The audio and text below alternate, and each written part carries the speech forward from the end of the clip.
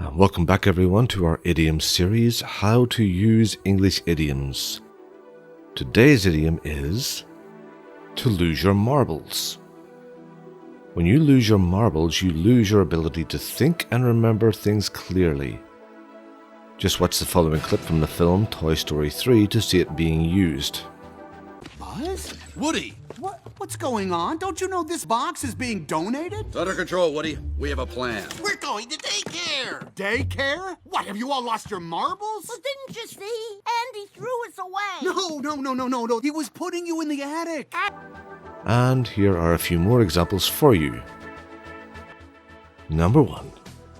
Every morning during the cold winter, our teacher would enter the classroom and open all the windows. We thought he had really lost his marbles.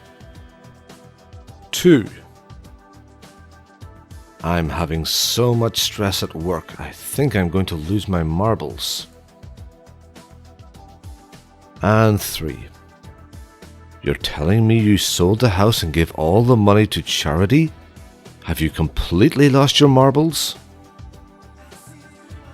So thank you all once again for watching this video. Don't forget to subscribe to our channel so you'll get notified about all our newest video releases. Till next time, bye!